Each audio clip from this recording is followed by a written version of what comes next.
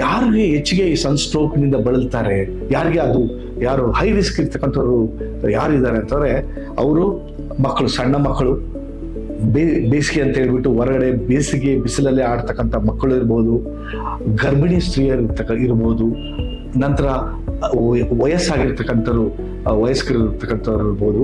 ಇವರು ಹೆಚ್ಚು ಈ ಥರದ ಸನ್ಸ್ಟ್ರೋಕ್ಗೆ ಒಳಗಾಗೋದಕ್ಕೆ ಜಾಸ್ತಿ ಅವಕಾಶಗಳಿರ್ತದೆ. ಹಾಗಾಗಿ ನನ್ನ ಸಲಹೆ ಏನಂದ್ರೆ, ಆದಷ್ಟು ನೀವು ನೋಡಿದ್ರ ಈಗ ಈ ಮಧ್ಯಾಹ್ನ ಒಂದು ಗಂಟೆಯಿಂದ 3 ಗಂಟೆವರೆಗೂ ತೀವ್ರವಾಗಿ ಬಿಸಿಲು ಹೆಚ್ಚಿರುತ್ತೆ.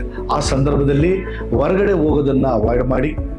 ಅನಾವಶ್ಯಕವಾಗಿ ಹೊರಗಡೆ ಹೋಗೋದು ಇತ್ತು ಅಂತಂದ್ರೆ ಅದನ್ನ ನಿಲ್ಲಿಸ್ರಿ. ಅವಶ್ಯಕತೆ ಇದ್ದಲ್ಲಿ ಮಾತ್ರ ಹೊರಗಡೆ ಬಿಸಿಲಲ್ಲಿ ಆ ಸಂದರ್ಭದಲ್ಲಿ ಹೊರಗಡೆ ಬರಬೇಕು. ಸ್ನೇಹಿತರೆ, ಈ ಸಂದರ್ಭದಲ್ಲಿ ನನ್ನ ಮುಖ್ಯವಾದ ಸಲಹೆಗಳು ಏನಂತಂದ್ರೆ, ಹೆಚ್ಚು ನೀರನ್ನು ಸೇವಿಸ್ರಿ. ಲಿಕ್ವಿಡ್ಸ್ಗಳನ್ನ, ಮುಖ್ಯವಾಗಿ ಹಣ್ಣಿನ ರಸ, ಎಳನೀರು, ಮಜ್ಜಿಗೆ ಅಂತವನ್ನ ಹೆಚ್ಚಿಗೆ ಸೇವಿಸ್ರಿ.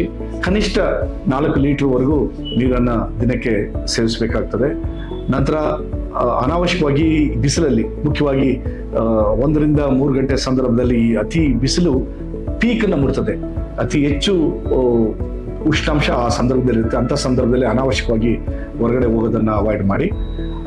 ಜೊತೆಗೆ ಆದಷ್ಟು ಬಹಳ ಲೈಟ್ ವೇಟ್ ಇರ್ತಕ್ಕಂಥ ಬಟ್ಟೆಗಳನ್ನ, ಕಾಟನ್ ಬಟ್ಟೆಗಳು ಇರ್ತಕ್ಕಂಥ, ಅಂದ್ರೆ ಹೆವಿ ಇಲ್ಲದೆ ಇರ್ತಕ್ಕಂಥ ಅಥವಾ ಉಷ್ಣಾಂಶ ಹೆಚ್ಚಿಗೆ ಆಗದೆ ಇರ್ತಕ್ಕಂಥ ಬಟ್ಟೆಗಳನ್ನ ತೊಡೋದಕ್ಕೆ ಪ್ರಯತ್ನ ಮಾಡಿ.